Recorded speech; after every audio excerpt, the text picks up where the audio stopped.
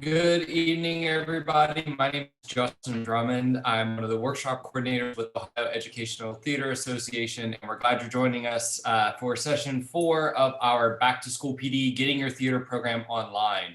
As you can see, we've got coming up next week, we've got our meeting with Susan Blackwell, and that is going to be a slightly different time to accommodate her schedule. We are going to start at 8 p.m. next week instead of 7. So be aware of that time change. And then we have 3 more sessions after that coming up. So we are at the halfway point tonight, and we are happy to have some people with us tonight to talk about licensing and producing shows in the pandemic. So I'm gonna hand things over to Mark A. Zimmerman, who's my other workshop coordinator, and he's gonna take things.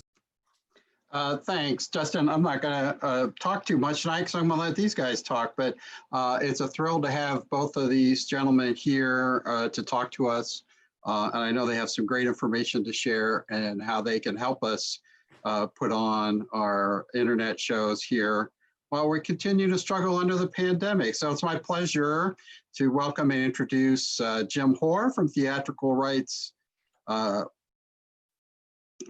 Worldwide. I'm sorry, I wrote that down in a way that was confusing to me. Theatrical Rights Worldwide, and also Jason Goldstein, who's from BookTix. As you can see his background there, should be no question about who he's representing. So welcome, gentlemen, and take it away. Good evening, everybody. I would just like to say, I thank you and I appreciate what you're all going through right now. I'm a retired theater teacher. I have spent the past 6 months listening to really creative suggestions, some heartbreaking stories of decisions that school districts made regarding the arts. And it's really important that we all get on the page and we work and move and learn together. So I always say, everybody, hope for in person, plan for remote, and we'll probably end up with something in between. In my local school district here, the kids started yesterday, mostly in person, although some chose for remote, and with everybody's fingers crossed. My first thing to the teachers is trust your instincts. You're still the same teacher. The paradigm has shifted this year, but you're still the same person, so trust those instincts that you always have. And just like most theater directors, you're in the middle of rehearsal and you're looking at the stage and something comes out of your mouth that you are surprised at because it was one of those intuitive decisions and it turns out to be the right decision. That's what's going to happen a lot this year. So some of the suggestions that I'm going to share with you are things that teachers called up and asked about and just said, what about this? What about that? And I really want to also address the subject of streaming. It's a big topic right now, of course. And some people don't understand the pieces of the puzzle and why they can't just do whatever they want to do. And I want to address that as well as some of the solutions that we came up with. I want to share my screen for a second. And before we begin, for those of you who are teachers, during the pandemic, when it first started, a teacher called me and said, I really need a perusal script. It was for Spamalot. And she said, I can't get to school. We have no ability to get a purchase order. And I called Steve Spiegel, the owner of TRW, and I said, how do you want to handle this? And he said, you know what, during the pandemic, all scripts are free. So if you have any perusal scripts that you want to read or might think about for down the road, feel free to go to our website, click on buy the perusal, and you'll find out the price is free. Every script in all groups. So you have the full Broadway scripts, you have the school editions. The school editions are what I work on primarily. They are the full edition of the show, but adapted for high schools. In certain cases, keys are changed, down a key or so. In other cases, lines are changed with permission, or you have an alternate choice that you can decide on. And I also include director's notes, because when the authors give me insights about the show, I love to include them, so that even if you're doing the full version of the show, I would recommend downloading the school edition and reading it just for those notes. After the school editions, we have our Young at Part, which is TRW's junior shows for middle school. And then we have younger at part, which is the elementary schools. The junior, middle school young at part shows are 60 to 70 minutes. The younger at part are 35 minutes. During the pandemic, students of all ages can do any version of the show. So if you have a school that says we can do something live, but we can't have an intermission because we don't want crowds at restrooms, then you are able to do the junior or even a younger at part if you're thinking of videotaping something. I think the shorter the better for those situations. Then we also have our concert versions.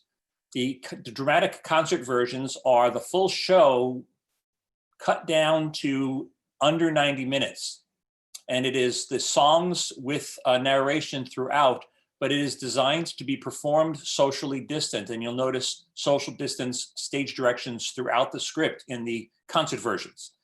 And then we have our TYA shows and any other shows. So feel free to go to our website and download anything. These are PDFs, so they will not expire. So you'll have the opportunity to have whatever shows you want. So I just wanted to get that said because I did a workshop not long ago and I realized as I signed off, I never told people the scripts are free. So I want to get that out of the way in the beginning. So with regards to what is streaming, I like to look at the example of, if you look at a musical or play or whatever as a pie, and a pie is cut into different pieces. And the pieces of that pie are live stage performance rights, merchandising rights, film rights, television rights, the ability to do sequels or whatever. And licensing companies represent the live stage performance rights of a show. We do not represent the film rights.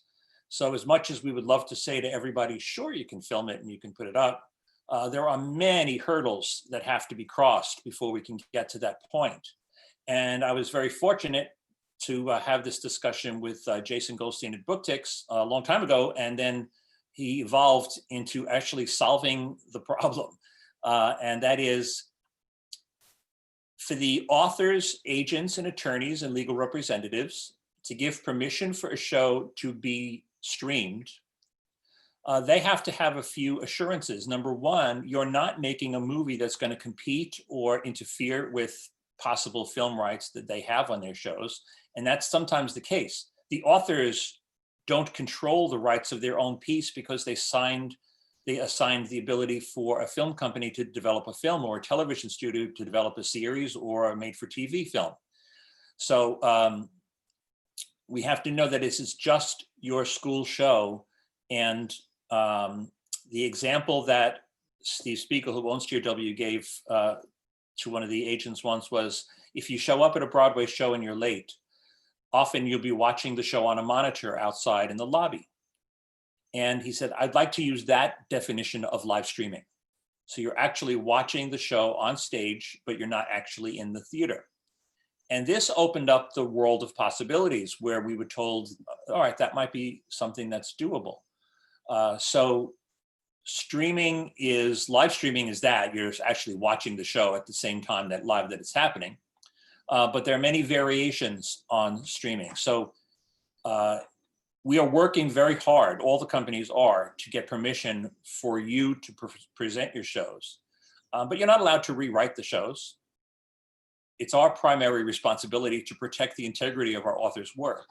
So any questions you have, you certainly should ask. And that's always my advice. Ask first, because some of the variations on streaming I would not have thought of had a teacher not asked. Somebody just asked one today. I called Jason this afternoon and I said, some teacher asked, can I do this? And he said, yes, here's how. So, and the other big piece of the puzzle is royalties. As you well know, at a school, you fill out your application, you fill out your venue size, and you get a royalty quote. Most royalty quotes are about 60% of your house size times, for a Broadway musical, maybe 15% of the ticket price. That's sort of a standard. Some go higher, some go lower. Brand new releases might be a little bit higher, but in general. And that's not going to help right now when people can't be in the theater. One other little bit of advice I would share, and I share this with teachers all the time.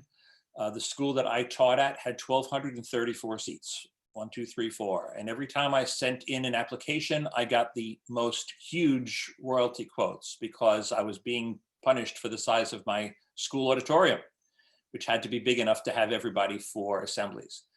And I remember I called one of the licensing companies once and I said, I'm happy if I get 600 people at a show. I'm thrilled actually if I get 600 people at a show. Is there any way I could cap my theater size? And I was told that and I was actually willing to have my stage crew like build a temporary wall to cut off this theater if that was necessary. Also a good freshman crew project. But nonetheless, he said, no, if you can get your principal on school letterhead to send a letter that we are only going to print 600 tickets, we're not going to sell more than 600 tickets. And if for some reason we do, we will notify them how many additional tickets were sold. We'll just charge you royalties for the additional. That changed the world for me as a theater teacher as far as my budget was concerned. So my house then was 600 seats. And so don't be afraid to ask. Had I not asked, I was all ready to have them tell me no, but I was told yes. So you can do that. However, in this new pandemic world, what we're doing at TRW is we're charging you a minimum royalty. All shows representation agreements have a minimum royalty that is agreed upon that you will not charge less than this amount for that show. We'll charge you the minimum royalty, but then based on how many tickets you sell between the school and online, we will tell you afterwards, you sold 100 tickets, this is the royalty. This is going to be 13 or 15% of that price, and you will pay that afterwards. So high schools during the pandemic will be sort of treated like pro theaters. That's how they do it. And I'll answer, I'm going to get through this so we can answer questions at the end. So the authors' representatives need to know that we know how many tickets are being sold so that the royalties can be assessed. So protecting the copyright and being able to account for royalties were two of the most important things. So when I mentioned that to Jason Goldstein at BookTix, he actually created a whole new company during this pandemic called BookTix Live. And so I'd like to introduce Jason. Before I tell you the variations on streaming that people have asked about, I'd like Jason to talk a little bit about BookTix and BookTix Live and how the whole streaming, the guts of the streaming thing work. So thank you. Jason. Oh, you're muted. Okay. Yep, there we go. Hi, thanks, Jim, and hi, everybody. Hi, Ohio Thespians and our friends from across the country tonight. Glad to be here. So yeah, a little bit of background. We started BookTix about almost 10 years ago, 9 years ago. We're an online ticket platform. There's 300 online ticket platforms out there. I was a producer. I didn't really like any of them. So we started one and we said, let's just give it away to help schools. And we became kind of a large player, especially in the school and community theater markets. We work closely with TRW, et cetera. And we were helping everyone do ticketing, and we love ticketing. We have a unique model, and you can certainly come to our website, booktix.com, and learn about our ticketing and how we do it. But our heart started breaking in March because our clients were calling us and saying, we have to postpone the show, we have to cancel the show. And we build really deep, meaningful relationships with our clients. So we kept thinking, wait, they have seniors that are graduating and they're never gonna get to perform. And so we didn't know what to do. So we wanted to respond, and we started to think about this. Now, if you go back about 2 years ago, we thought about streaming. We said, what happens when grandma lives, in Florida and she can't come to the theater? Is there a way you could set up a camera and what have you and sell a ticket? And when we talked to the licensing houses, they all said, you're never going to get the rights to this, So when we're in now March and April and people are flipping out and we don't know what to do, the licensing houses temporarily to kind of save shows said, get on YouTube, get on Facebook, try to reduce who could see it, what have you. But what that made me think about was, if this is going to be a real move, what we need to do is not be able to open up to the world, but actually restrict the amount of people who could come. And thinking about it that way would arm the licensing houses when they talk to an author. So they would go to an author and say, so-and-so high school wants to stream the show, and they'd get a blanket no. And they'd say, why? Well, the film rights are tied up by Universal or Sony Pictures or whomever, and they're never going to do it. And if we armed them with a tool that said, okay, well, normally you have 150 people in your theater, and now instead of sitting in the auditorium, there's 150 people watching on their couches in their living room. What's the difference? You go, well, yeah, I could be making money on my properties, meaning the titles of these shows, rather than them sitting on the shelves. And so that's what started to open the door for shows to happen. So we said, let's just build this thing. So we decided to build a platform, and I'll kind of talk briefly about how streaming works. From a technical perspective, if you want lots and lots and lots and lots of detail, visit our website, booktix.com or booktix.com/live, and you'll notice there's a link for webinars. Next week, Monday to Friday, we have 5 sessions where we're doing in-depth, detailed webinars where we're going to show you the software and how you hook up your cameras, and like very, very technical. But I'm going to kind of give more of a high-level view of how it all works. I'm not going to get into the specific wires and stuff you need tonight. But if you want more detail about that, come join us next week. So this is how live streaming works. A live stream means that it's playing in real time, okay? So that means at 8 o'clock, the customers go in and they watch the show live. Live from New York, it's Saturday night, right? It's at a broadcast scheduled time. Now, what you broadcast could be recorded, it could be live, it could be a combination of that. But the concept of live streaming means that it's being broadcast live. Some of our competitors are offering what they call like on demand, where you kind of have, it's almost like Netflix, right? Or Amazon Prime, where the show is pre-recorded, it's left on a server, and then people can watch it whenever. And that's not something that most of the titles that are being offered for live streaming have the rights to.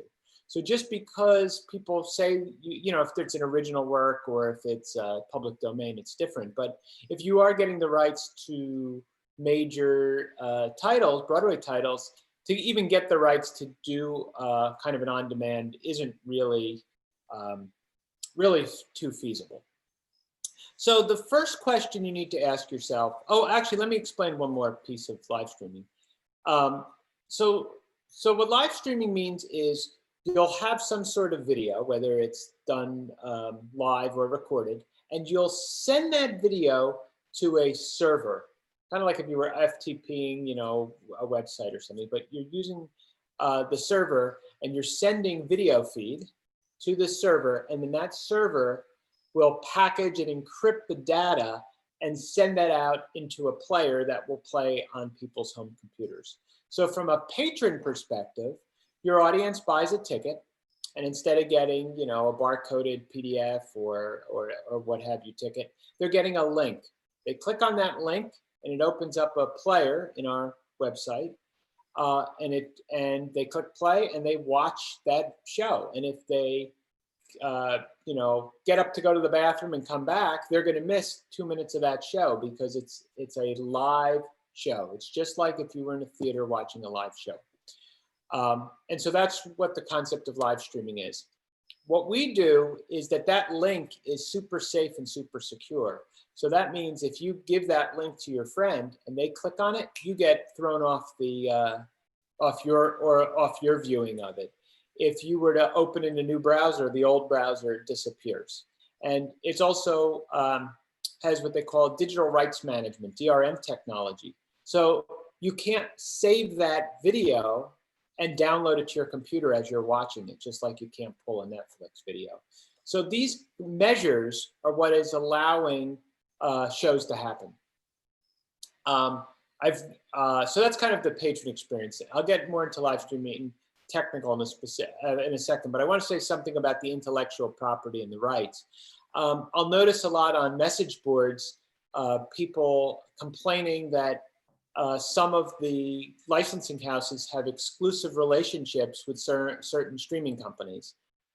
And we have relationships with many of them, some exclusive and some general. But the reason that these occur is because otherwise the rights to these shows wouldn't be available, right? So you would call up and say to the Addams Family authors and rights holders, can we do this and can it be out in the world? And they say, well, unless we can control the restriction and distribute, unless we can restrict the distribution and control that, it's not going to happen.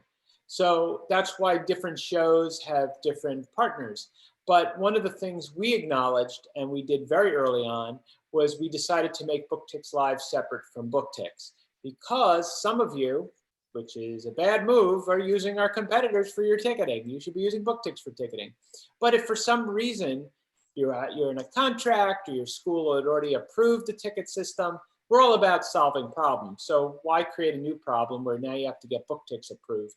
You can use your current existing ticketing with the streaming platform, BookTix. And pretty much everything can stream on BookTix Live. We have all the major licensing houses. So clearly we're very close with TRW, but we have Concord and Youth Plays and Stage Rights and Pioneer and Theater Folk. And,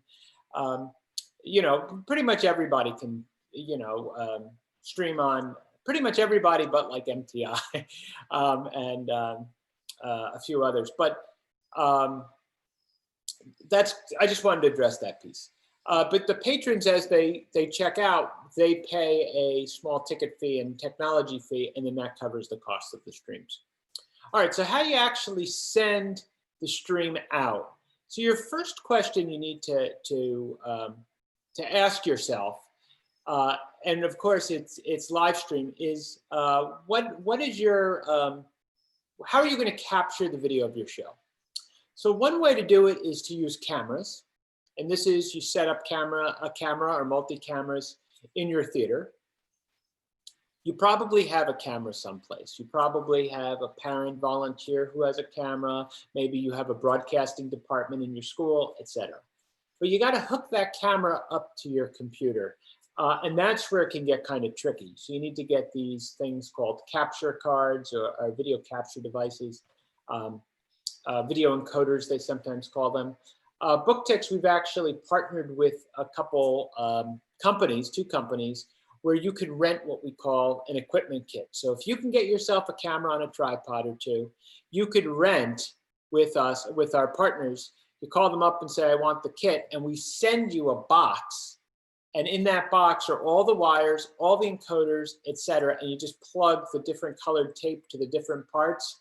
We have video tutorials, and your cameras are all hooked up to the computer. You follow all of our guides, and you're streaming. And they're cheap. The one box rents, I think, for $179, and that's a 4-camera switcher. And then there's one for $99 a week, and that's for a single camera. And so you rent it, you do your show, you send it back, and it's super easy. So that's one way to do it. The second way is to use mobile technology. So let's say you're doing a little classroom play, or you're in a black box and you want to use an iPhone, an iPad, a tablet of some kind. You can certainly use BookTix Live for that. I don't necessarily recommend that for a big budget, major musical, because there's sound issues, etc. And then the last way you can capture your show is using remote software. We call it a virtual production, like Zoom, or we have a deal with StreamYard where we can get you, free use of StreamYard, which is like Zoom. And you can then send that to the server. And you can either do that live, where it's in real time, or you could record your remote show and then broadcast that. So then that second piece is broadcasting, which you can do live in real time, or you could pre-record, or you could actually do an integrated show. We had a musical review where they had some songs recorded, and then the like a narrator got on live and said, okay, here's our next song, and then it played. Or if you were to have a pre-recorded show, but you wanted to do a curtain speech or something.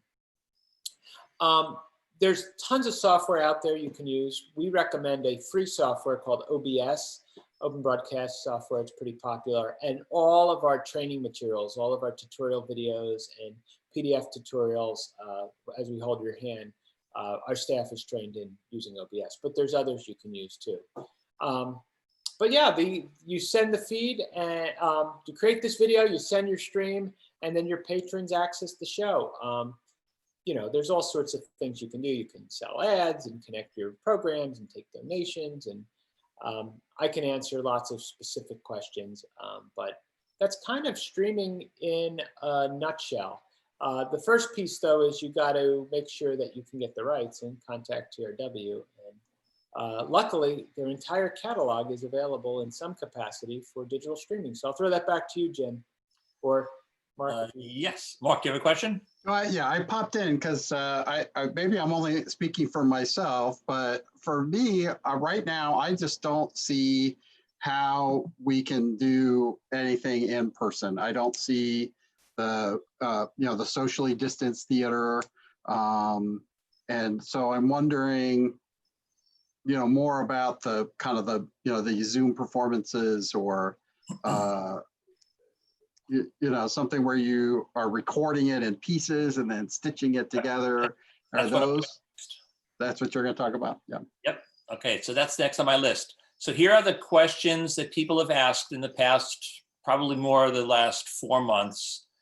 As you know, most people who were shut down in March, and there were so many people who I know whose shows were shut down literally a week before they were to open. And everybody postponed, but they postponed thinking they were going to be able to do them in July or August or then November. And now they're, in some cases, postponing to the spring with their fingers crossed. But others are doing variations. And this is interesting because around the country, there are many variations going on. There are some areas I know that we're planning on opening school that went now just to completely online school. There are others that are doing a combination of some students in school, some at home. There are others that are doing like cohort teaching where the cohort stays together. And a teacher called me and he said, well, I have these 2 different cohorts and I'm going to try to break up a show that I can record it in groups separately. So here are the variations that people have asked. Number 1 is to stream a show with everyone remote. And I guess every one of us have to have that as our ultimate backup. If everything shuts down and we're all remote, what do we do? And in that case, like I said, I would recommend the shorter versions of shows. And teacher just today said, could we have everybody, let's say, in this Zoom or StreamYard, as I said, Jason recommended the StreamYard, could they be doing the show in real time and also sell tickets and have it go home? And again, the answer is yes, they can.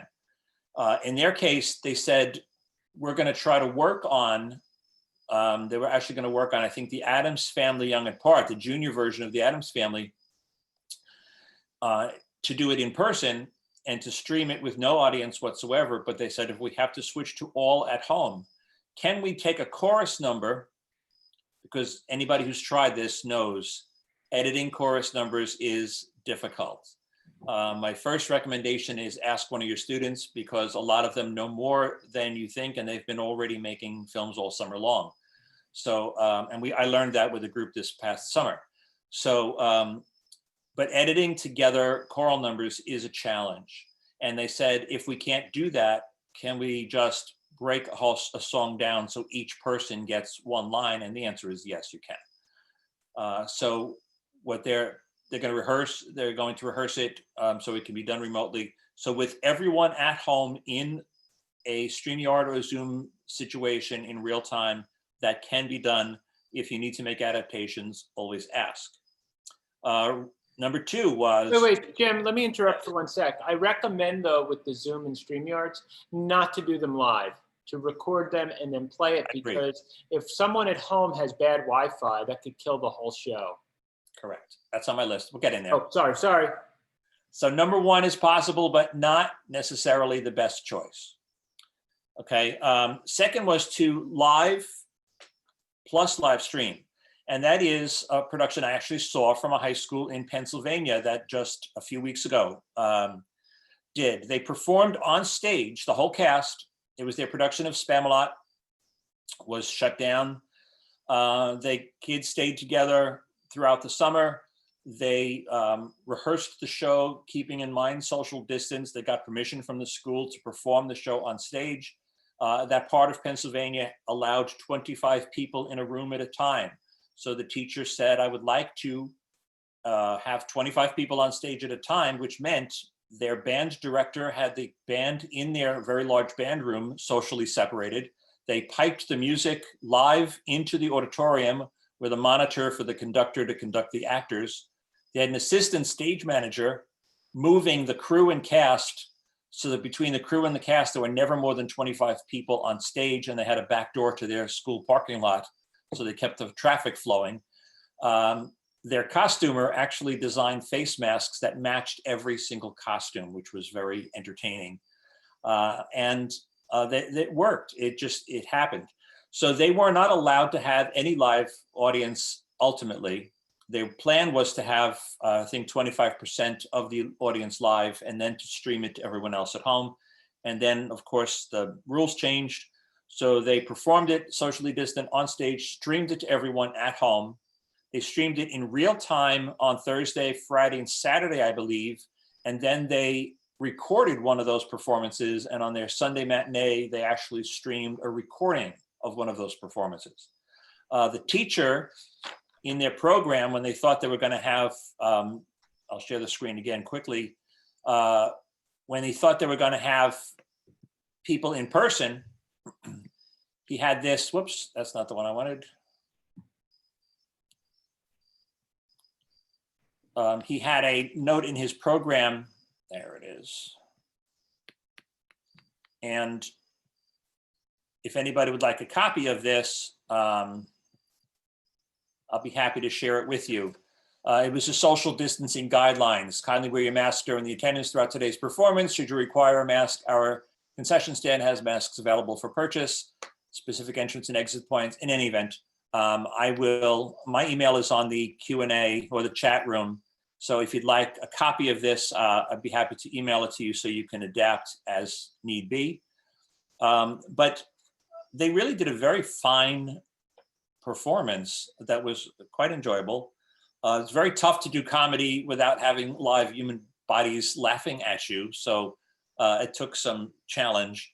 And they actually had a student at their soundboard dropping in a laugh track, and it was so much better than a lot of the bad laugh tracks I hear on television. He really had a good sense of what were the right laughs for the right time. So that was originally going to be live audience, 25%, small audience, plus a live stream at home. Jason at BookTix, they can adjust the ticket, your house, to only sell a certain amount of seats, and then you sell your live stream tickets. The next is just live stream, period. Pre-record the show. You missed the most important part of that, Spamalot, that they could only have so many people in the building at once. Yes. Oh, no, I said that, 25, Oh, yeah. Oh, okay. Yeah. So they, at one point, they had video of the kids outside the theater, I guess. What was that? In their like backyard or? Yeah, that's your back of the school. Oh, yeah. I also very much enjoyed watching the show because Jason had set up a really nice virtual lobby for BookTix Live. And they also were able to sell ads during the intermission. I thought it was funny. One of the ads was the local funeral parlor. But it's another option. You have the opportunity to maybe sell a few local ads and have that on the live stream. And then I was watching and I'm thinking, if I was teaching, the next time I did the show, I might think about having a group of students on the crew put together a making of, like a promo video that could be shown before the show.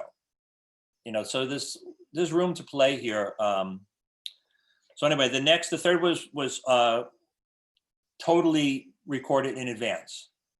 This certainly, if you're nervous about the quality, and by the way, one of the things that BookTix Live not only recommends, but I think demands, is that you do a run through with no home audience so that you have the ability to stream it in practice so you can see how the whole process is going to work. I was very impressed. And what did they use? 2 cameras, Jason? A wide? Yeah, I think they had 2. I mean, I think they had one like wide shot and then one closer, and they kept cutting back and forth. Exactly. So to pre-record is basically you just do your best performance, and then you stream that at a specific time and date. As Jason said, if the show is at 8 o'clock, people can't come in at 8:30 and turn it on and see it from the beginning. They're going to see it at 30 minutes in. And that's a part of the whole idea of protecting the author's work from the business side of show business. The other was combined group and streaming. We have a group that is going to have some kids at home do certain songs or scenes solo recorded from home, where other kids who are going to be in school. And they're going to do a mix and match and edit it all together. That is also fine. And then a teacher asked me about releasing episodes. She said, I'm getting screen tired and I don't want to sit and watch a whole musical, even if it's just an hour. Could I release 20 minutes at a time when we're ready? So I said, if you can break down whatever show you're doing into 20-minute chunks. I asked Jason how they would do that. And he said, we'll just sell a subscription ticket, as if it was a community theater selling a subscription to their whole season. Instead, you're selling a subscription to this one show, which is going to be split over 3 or 4 episodes. So when you have 20 minutes ready, you want to show that 20 minutes and then, stay tuned for the next episode. And the show she was asking about was Beehive School Edition, because it's a show with almost all girls and a lot of period songs that could be broken up more easily. So you have to figure out what works best for you and then be prepared to change in an instant if suddenly the rules change. One teacher said, we're doing the cohort thing. He says, they asked about doing the school version of I Love You Because, which is a modern retelling of Pride and Prejudice set in Greenwich Village. He said, I'm going to have 2 separate casts. And if I can show both, sell tickets to either one, I'll do that. If one group has to be quarantined, I know at least I have an entire backup group to do it. So that's sort of the variations we've been asked so far. Don't be afraid. One teacher, however, said, it was a teacher in Alabama who wanted to do Big Fish. And she said, I'd love to be able to take the students, and we have actually a river in town. I'd like to film part of it at the river, and we have a big statue in the middle of town. I'd like to film part of it there. And the answer is absolutely no. You do not have the rights to go out and make a motion picture. So if you're streaming remotely, it has to be from somebody's house or backyard, but you can't be going on locations, because that really is infringing on the film rights, certainly of a show like Big Fish, which is an iconic film. So, but, don't be afraid to ask. Sometimes the answer is no, but more times than not, it has been yes. So another quick thing I'd like to talk about before we start taking questions is a teacher in South Jersey asked about doing a summer program. He's a Title I school, and a lot of the students needed some activity. The parents were desperate that there be something for them to do over the summer. And he called me and he said, a lot of the parents said these kids have been hanging out together every day since March 12th anyway, but they got permission to do a summer camp, knowing that if someone tested positive or we all had to be quarantined, we're going to go from socially distant in school to everyone at home online. So that was the backup. And he said, if it's one person, we're all going home. So everybody really had to respect the rules, and they all did. They really set it up very, very well. And he asked me about doing We Will Rock You, Young at Part, the junior version of We Will Rock You. And I said, let's just do this. Let's see what we learn from it. And I just want to show you one little 17-second clip from the kids. These kids were all 12 to 14 years old. We Will Rock You was sort of it's like Mad Max meets Footloose. It takes place in the year 2400 in a post-apocalyptic world where nobody talks to each other anymore because they're all connected to their devices. And you have a group of bohemians, the rebels, who are searching for the roots of what was once called rock and roll. And it's just a silly, fun, and it's not meant to be anything more than that. But the kids all came in. They had socially distanced spots taped on the stage. They had social distance spots taped in the cafeteria. They really respected it very, very well. I'll just show you a quick little clip. You just get an idea. So you're not even going to see all the kids because the chorus you're going to hear in the background. But you a hard man, poor man, clean with your eyes, gonna take on the world someday. You got mud on your face, your big disgrace. Somehow you gotta put you back in your place. Okay, did I click share audio on here? Did you hear that, Jason? Yes. Okay, good. I forgot if I clicked on the share. In any event, you got the idea. So the other kids were all in the in spots behind us. And like all things in school, as teachers, we deal with what you have to deal with. I think it was the day before we filmed it, one of the main light downstage center died. And the custodian said, well, it's not going to get fixed until the end of September, so deal with it. So we did. But here's a few things we learned. If you're going to be trying to do anything in person, if anything, whether you're doing it at home or in person, obviously rehearse a lot, play with it a lot, tape it in advance, learn from your mistakes. But lighting, if you're going to do a combination, and the director from Spamalot said the same thing, teachers who are trained to do theatrical lighting are not necessarily trained to do TV lighting, and TV needs a whole lot more light. So if you're lighting it for your theater, it's going to be too dark for the video. So keep that in mind. You must light the show for the video, understanding that if you're going to have some live audience members, it's going to be too bright, then it's going to be brighter than what they're used to. Face masks.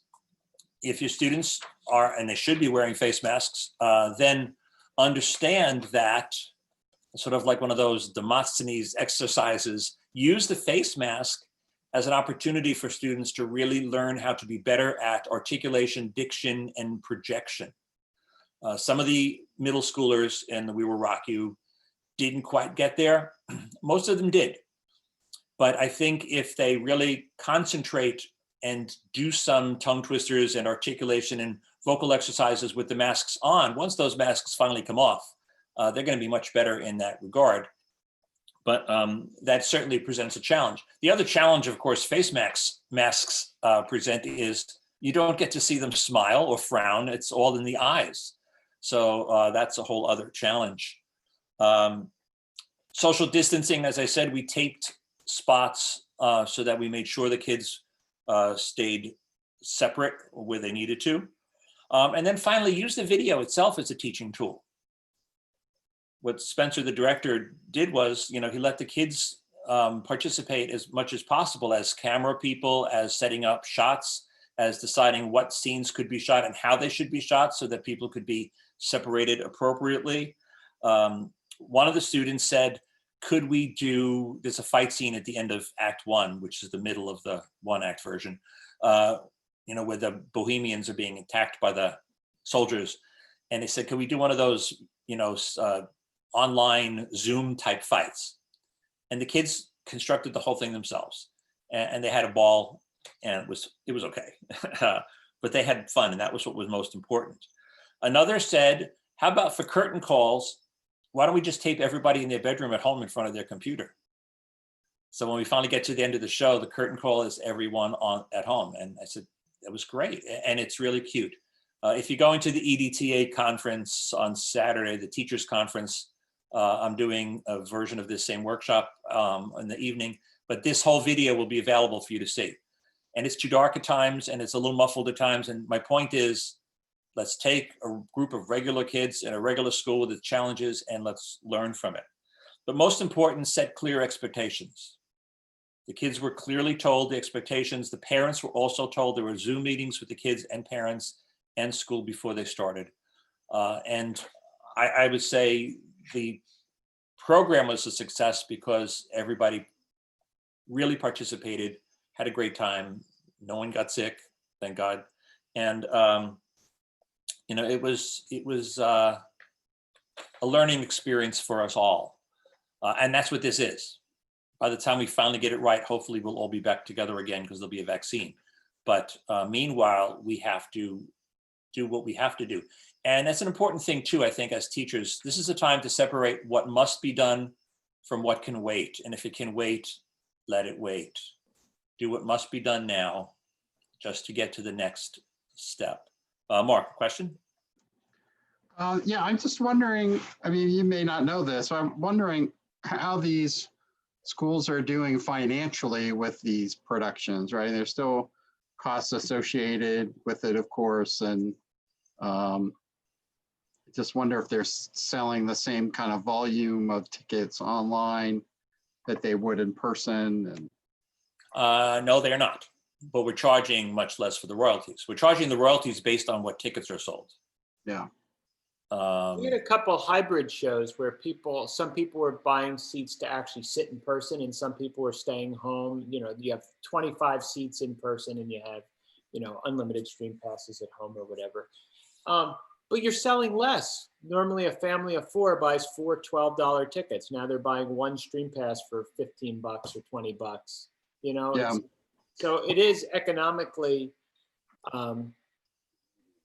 challenging, I think, for these theaters. But I think so from a marketing perspective, you want to stay engaged with your audiences. You want them to realize that you're still in business. So I think like Jim said, it gets down to expectations too. I mean, there's other things you can offer in addition to that season that could be free, right? I mean, you could do a talk show where you bring in people from your group to every week, here's our costume designer, and you do, and that's free. Or you do a musical review or an improv show, and then you build up to your production of, Beehive or Bright Star, or whatever.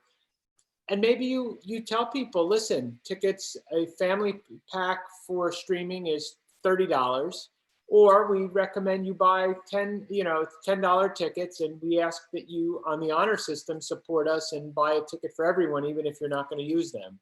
Or you offer donations, or this is the time where you kind of just take maybe a little bit of a loss so that you don't lose your offer subscriptions for the 2021 season. If you're a subscriber, you get a free stream pass now, and start developing your audiences too. Right. I mean, there's a lot. Ticketing is your decision, but my recommendation is, with the amount of unemployment right now and the struggle everybody's going through, if they buy an in-house or at home, I would keep the ticket price the same, but that's your decision. yeah. I mean, I don't think anybody wants to get rich on the, back of the pandemic, but again, speaking for me, I can't afford to take any more losses, after the catastrophe that was last spring. Right. Now, here's another thing that a teacher asked me, and I was happy to learn that the answer was yes. He said, I have, they did Bright Star. They actually got to do their first 2 performances, I believed, and then the world shut down, and they were going to run for 2 weeks. And he said, he actually confessed, he says, I know I didn't have a video license, but we actually videotaped it.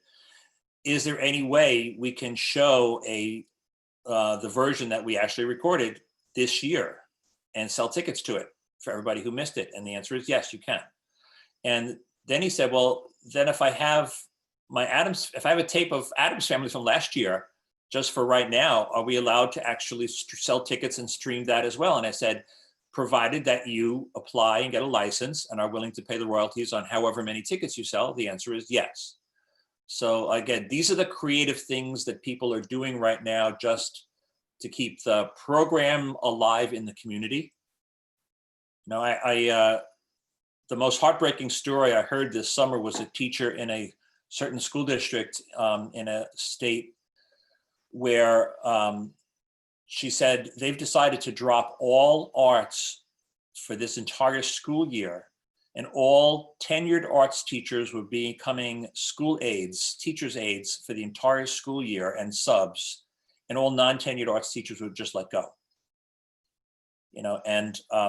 And then she said, I really regret the fact that the arts teachers were not involved in any of these decisions at the district. And that's really important, that as arts teachers, you really want to make sure, we all know how important we are. We all know that theater transforms students' lives. I know that theater saves students' lives, but the community doesn't always know that. So that's why I think also, if you're going to do something and stream it in any one of those variations that I just said, and if you want all of those that I just wrote, that I just read off my list, if you send me an email, I'll be happy to email you that list as well. But I think it has to be good. Like, I'd love to have that. If it was me and I was still teaching and I said, okay, kids, this was fun, but I'm not going to share it with anybody because it was good for us. It was a good experience, but I don't know that I want it out in the community yet. And then when I get to somewhere, I say, wow, this is something I want to share. And if you want to share it, that's the time to share it. So, Well, yeah, that's how I've always felt about taping a show, is that it just doesn't really represent what happened in the theater. And so, going through that electronic filter, I'm just not it's not satisfied with that. And we've never taped anything except, like Shakespeare or something that we didn't, if we wrote our own music and stuff, that we didn't have to worry about any kind of copyright I know. rigmarole. So for me, I don't have that option of playing something out of the library, but in the conversation with another publishing house, they said the same thing, that some schools have been doing that. So that is not just an option with TRW, but with other companies. And the reality exists, and we all know it. Anybody who's in theater knows that when you're watching a show online, you're observing theater. You're not experiencing theater. You need to be there, person, in a room of people who are all experiencing the same thing at the same time to experience theater. But I have seen a few good things online since the pandemic began, and I said, all right, I wish I was there, but I'm observing people experiencing theater, and at least that was fun, and the show was really well done. But we all know it's not the same, and again, this is we're creating solutions for a very difficult time. Yeah, I met online with my senior students today for the first time, and I asked them, what are you looking forward to? And it was a little hard slog getting them to say they were actually looking forward to something. But what they finally did get around to saying is they looked forward to finding a way to do this online work in a way that really connected with an audience, that you could find a way to really make that work and have that emotional experience that we're accustomed to having in the theater. I think that is a real challenge. And there are some people that have already been doing the work, and the rest of us need to learn the lessons from them. Somebody asked me yesterday about one of the shows we represent. It's sort of a play with music. It's called the Monty Python's Educational Show. It was the 4 living Pythons put together their best sketches, and Terry Gilliam submitted his best favorite artwork of their 40 years together.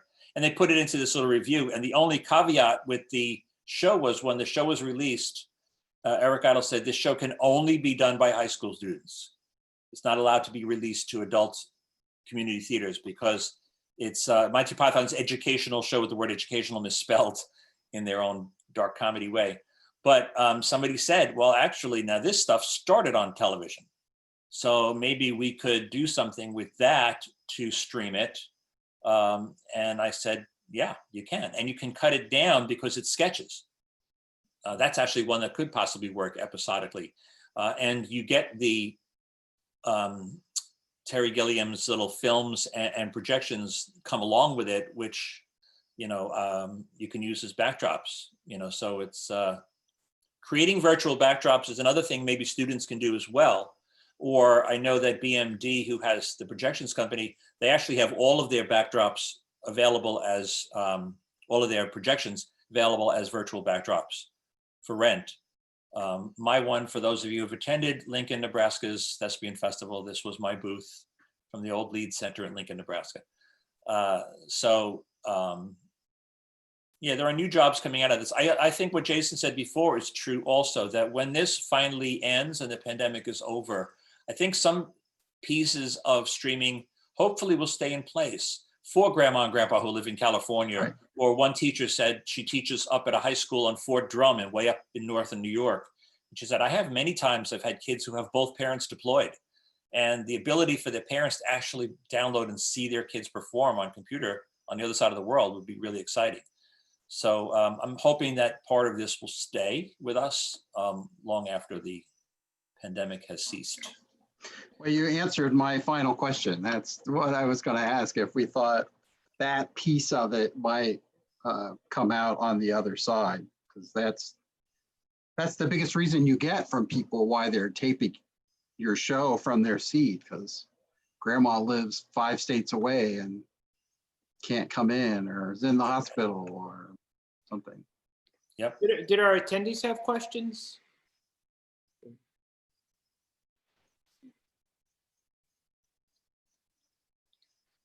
I can't read the screen on a laptop, it's too small. There isn't anything yet. I don't think. Yeah, there's nothing in the Q&A, but it's open if anyone has questions. I would just say, here's a little scoop. It's going to actually officially be announced on Saturday at the EDTA Teachers Conference. But as we begin our 15th year, TRW is starting a new division, and we are now going to be representing plays. Wow. Also, some authors and titles to be announced soon. So we will have a play division. That is why you should always invite Jim to panels, because I feel like I'm on a lot of panels with him, and every single time he has a scoop for everybody. He's always like, oh, here's the scoop today. There's always some good tidbit in news. So I've had that experience with him too, and not just at panels, just if you like bump into him, he's like, oh, let me tell you this. yeah, a lot of wisdom. Yeah. I will say one other thing about the technical on a stream, that probably the most important is the audio, because people will forgive if there's a glitch or a camera swings by or a light is bad, but if they can't hear what's happening or they're getting feedback, you lose them. I think you just lose them completely. And so it's really important that, you especially on a large show, you export from the board. We have these audio adapters. You convert the audio correctly. You get it into the computer. Actually, we recommend sending it to the camera and then let it come through the HDMI feed to the encoder, so you get even more, so there's no delay. And we'll work with you and help you through all those technical things. But it's really important to figure out the audio piece. I agree 1000%. If the audio isn't clear, that's going to make them turn it off quickly. As a director, I remember I sometimes used to have students say to me, Mr. H, why aren't you looking at me? Because I used to feel like I directed with my ears first. And I would always say, well, when I hear the truth, then I'll look at you. But, we have to hear it clearly before we get to that next step. And it's really important that the video be good and that it be clear. And I totally agree. I could forgive a few dark spots, even with that Spamalot. There were dark spots because they didn't realize how much light was going to be needed. But the sound was very, very good. And I heard everyone the entire show. So and even with masks, they were quite expressive because they were expressive with their voices and their eyes and their hands. It's a little bit more that you have to do in this craziness. But don't be afraid to ask. Like I said, if you're suddenly going to have to adapt something to completely online, I have certainly suggestions for you. And another is, there were a couple of times in the We Will Rock You video where you saw kids dancing together. It's also because they live together. So people who live together or who are, they're together all the time, they don't have to be as socially separated as others do. So, but I had another teacher who said, I had 2 kids who could live together, and then I just made a dummy for the other couple. So the one girl danced with just a stuffed make-believe person. I said, all right, there you go. Hey, Jim, there's a question that just came in from someone, and they posted it anonymously. They have a K through 12 program, but they're not allowed to mix the students across the grade levels, is assuming what I mean, because of that age difference. So they were asking, can they film their high school students and then film the younger kids and edit it together, or does that make it too much like film? Nope, you can, absolutely. Yes. So it's just as long as they're keeping it filming on stage or in private residence, not going out and trying to recreate a film experience like filming on location and things like that. Correct. If you're going to go to your local castle and do Spamalot Young at Part, that's probably not going to be approved. Yeah. But Jim, using we had like that Addams Family the other day. I think if you're setting up an outdoor theater and you put up a stage and you're just using that castle as a backdrop, or even before. Right. You say we're going to do Shakespeare in the park or, show in a park. it's one location. I think it's when you're like, let's go to the headquarters. And they flip to an office building, and then it's like, oh, let's go out to the sea, and now they're on the beach. You feel like you're in a movie. We had a production, I think it was of Red Riding Hood, Little Red Riding Hood, and they filmed it in the woods, but it felt like a movie to me. This was, I think it was an original, or I think they got permission to do it, but they were shooting it like a movie versus just kind of more of a stationary thing. Right. There was an Addams Family last weekend up in Massachusetts at an outdoor venue, also socially distant, and they had their masks on and things, but there was a castle right behind in this outdoor theater, and it was lovely to become the Addams Mansion, but it was their single location, so that was fine. I think the audience can tell if it's a movie versus, even if it's edited, but it's a live stage production, there's a different tone to it. Another thing I would say, a couple of people I know are trying to put together a TYA, Theater for Young Audience, with their high school students. So something that can be streamed to the elementary school students who are home or at school, because doing a TYA is a way of building your program. I used to say to my students, whenever we did a TYA, I don't even really care how good it is as much as I care how much those little kids watching say, I want to do that someday. Yeah. That they have to see you having so much fun and being so creative that they want to join you one day. And if you live long enough, you'll have kids. I had many a kid come to my program in high school saying, I saw the show and when you did it when I was in third grade. And that's why I decided I wanted to do this. So it's another option. Sometimes easier to put together a good TYA on video and hence stream that to the schools. So something else to think about. Well, I think that about wraps it up, right, Justin? Yeah, we are at 8 o'clock, and if no one else has any other questions, Jim and Jason, well, thank you for your time and for the information you shared with us. I think we got a lot of good stuff coming out of here, and we appreciate you being with us tonight. Yeah, again, in the chat, just so you can see our websites and contact if you need us. We're booktix.com, so you can email me, jason@booktix.com. And yes, feel free to email me with any questions, and I can send you any of those things that I posted if you'd like to see them. Well, thank you very much, everybody. Good luck with this challenging school year. As much as I feel bad for last year's seniors, I think this year's even going to have a rougher time. Yeah. It's a very different experience because everything's up in the air again. So, exactly. Well, thank you very much, gentlemen, and we'll see everyone else here next week. Remember, we're going to be at 8 o'clock instead of 7 o'clock to accommodate Susan Blackwell and her schedule, and she'll be talking about Now Hear This and the production that they moved online last spring of their high school version of Now Hear This. And I will tell you, Susan is spectacular. I know. We're excited to have her with us next week. So thanks again, and we'll see you all next week. bye-bye. Yeah.